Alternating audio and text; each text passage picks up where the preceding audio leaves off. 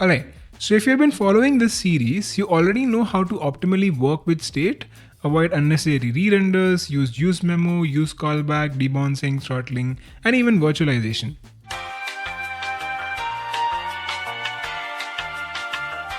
Now it's time to look at some advanced techniques. So normally when your React app grows, so does its bundle size. By default, all components and dependencies get bundled into one big JavaScript file that the users must download before the app starts. Code splitting lets you break that bundle into smaller chunks. Instead of downloading the whole app upfront, the browser only loads the JavaScript that's needed for the part of the app the user is interacting with right now. React provides a built-in mechanism for using this. React.lazy to lazily load a component, and Suspense to display a fallback like a loading spinner while the component is loading. So take a look at this example. So I have this app component over here. It has a state called show chart, and the show chart state is toggled by this button. Anytime I click on this button, it's going to toggle that state. Inside the Suspense block, I have a chart component. This chart is coming from recharts. I have installed recharts in this application. Inside chart.tsx, you'll find the recharts import and all the contents that I'm importing from that library. And it's like a simple graph that I've built just for the sake of this example. All I want to show you here is, as long as I don't need the chart library, contents of the chart library, I don't have to download it as part of my initial bundle. So if I run this and go to the browser, I want to show you here that there is no chunk for the recharts or the chart section of our application. I'll clear this. And now when I click on toggle chart, you'll see that chart.tsx and recharts, both of these got downloaded separately. So they were not part of the initial bundle, but they got downloaded separately only because the content was now needed on the application. And if you notice, let me reload this again and click on toggle, you see a loading chart indicator as well. So that is being done by Suspense and the fallback UI that we pass to the Suspense. So we pass in the loading spinner, you can do anything you want. For now, I've just added loading chart as text over here. So essentially when your app first loads, chart.tsx is not fetched or executed. The main bundle only includes code for app and loading spinner. The code for chart is split into a separate chunk. When you click the toggle chart button, show count becomes true. The component is now part of the render tree. React sees that it needs to resolve the lazy loaded component. It fetches the separate JS chunks, chart.tsx, and the dependencies in this case, which is recharts. While fetching, it shows the loading spinner fallback. And once loaded, it renders the chart component. You can do something similar for routes as well. So let me refactor this example. So here we are lazy loading home, about, and dashboard components, and we wrap the routes with Suspense to show a fallback loader when loading. So you have these routes here and it's being wrapped by the Suspense. Anytime I switch between these routes, it's going to show that loading page till the actual contents of that route is downloaded. Once it's done, you'll see the respective components. All of these components just have basic text inside them. So about, dashboard, and home. So what I'm going to do is go back to the browser. And if you see here, by default, the home bundle has been downloaded. But the moment I switch to about has a separate bundle that gets loaded only when I'm on the about route. And similarly for dashboard, only when I'm on this route do I get its respective bundle. There are a few caveats though that you have to keep in mind while doing this. React by design only lets you lazy load default exports. So if I convert home into a named, or let's say about into a named export, let me export this and let's get rid of this. Now if I save this and go back, actually I'll also have to convert this over here. If I go back to the browser and open up the console, let me go to the about route. And you see here that it says element type is invalid. It says you likely forgot to export your component from the file it's defined in, or you might have mixed up default exports and named exports. So you cannot really use named exports in case of lazy loading. That's like lazy loading 101. You have to keep that in mind. Ideal candidates for code splitting would be page routes, modals, feature heavy widgets like charts that we just saw, or even map widgets, rich text editors. You'll know when you see it. If there's something that's coming from a third party, or if it looks like it's going to make a significant dent on the total bundle size, you can try to simply move it into a separate chunk with the help of lazy loading. Also, one more thing, do not overdo it. Splitting too many tiny components can increase HTTP requests, which actually reduces your app performance. So try sticking to meaningful chunks. Alright, that's enough for lazy loading, but since we are in the same lazy loading, lazy import zone, let's see how we can dynamically import things in React.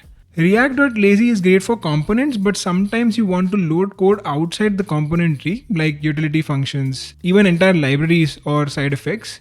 That's where dynamic import comes in. This is a native JavaScript feature, not React specific. Think of it as on-demand JavaScript execution. You load only what you need when you need it. So imagine you have a button that downloads a PDF report. The PDF logic relies on a heavy library like pdf-lib or JSPDF. There are a bunch of libraries out there. You don't want users to pay the cost of loading that logic until they click the button. So take a look at this example. So you have the app component over here that has this download PDF function. It is essentially going to generate PDF, and this generate PDF is coming from this utils.pdf generator file, which we have over here. But if you take a look at it, we have dynamically imported it. Only when we need it in this application, which is basically inside this function, that is when we import it and use it. So if I go inside PDF generator, it's a simple function that is using the pdf-lib library. So if I go inside the browser, you see that we don't have any chunk related to the PDF generator file.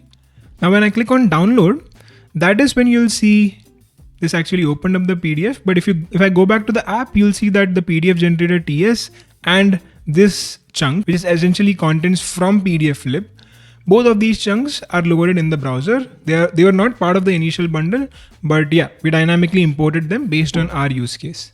This makes your app lightweight by default, but on demand, you can make it more powerful with the help of these dynamic imports.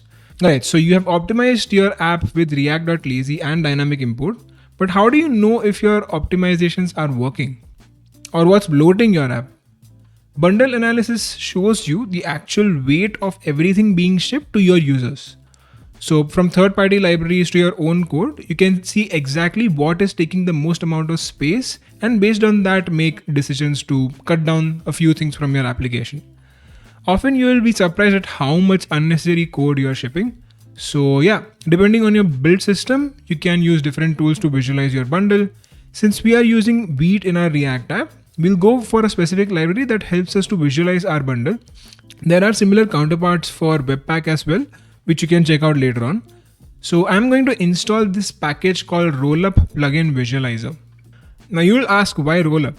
Because behind the scenes, Vite does use Rollup for bundling.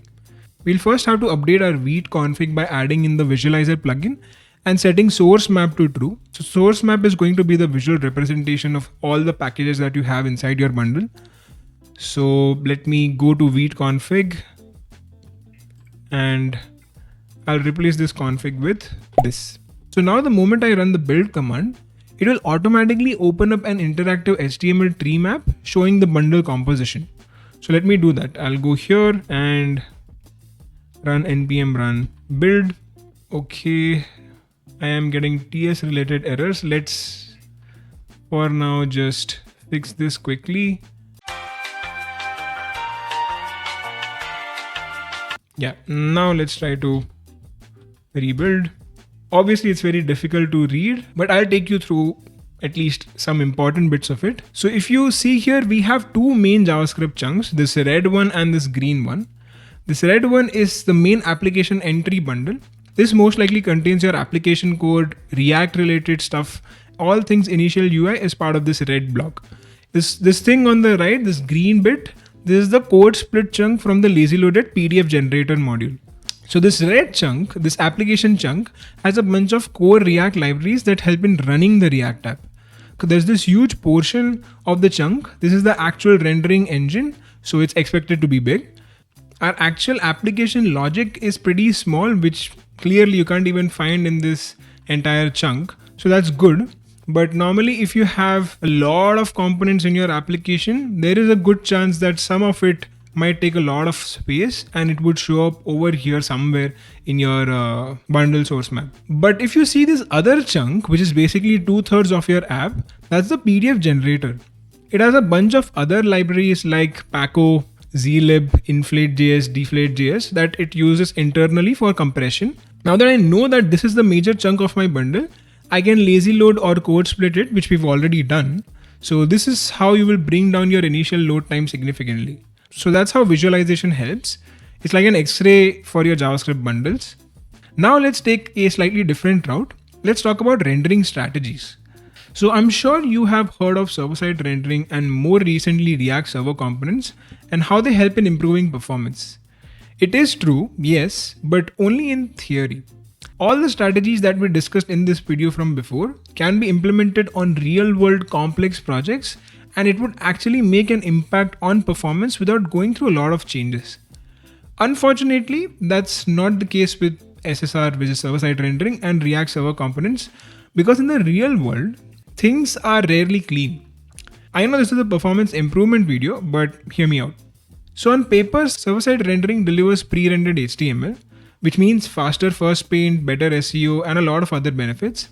React server components move logic to the server. Again, no JavaScript bundle, zero hydration, all the good things. But in the real world, when you start with both of these strategies, the product team is going to come up to you and ask for tiny interactive changes, and now it's back to client-side rendering. Let's say there's a marketing page you build that's rendered on the server. You get a requirement to show a pop-up if the user's on a handheld device like mobile and has visited 3 times.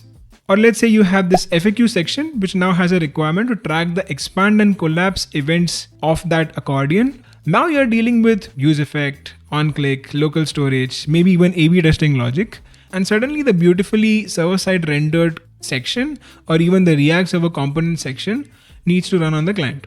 Essentially, we're back to client-side rendering. So all the browser APIs that you use normally, all are thrown out of the picture only to improve the initial load time. Don't even get me started on the time spent debugging hydration and mismatch errors instead of actually building something. So yeah, performance definitely is important, but only after your app works, scales, and evolves smoothly. While this is a performance-based tutorial series, I still want to put this idea out there because at the end of the day, we are building products.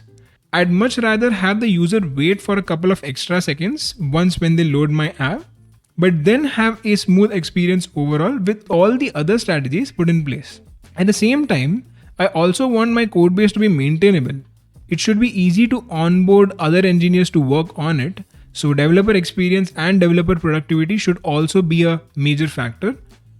Optimizing it later on to see if these rendering strategies would help makes the most amount of sense, and that, at least I believe, is how we should go on about building a product.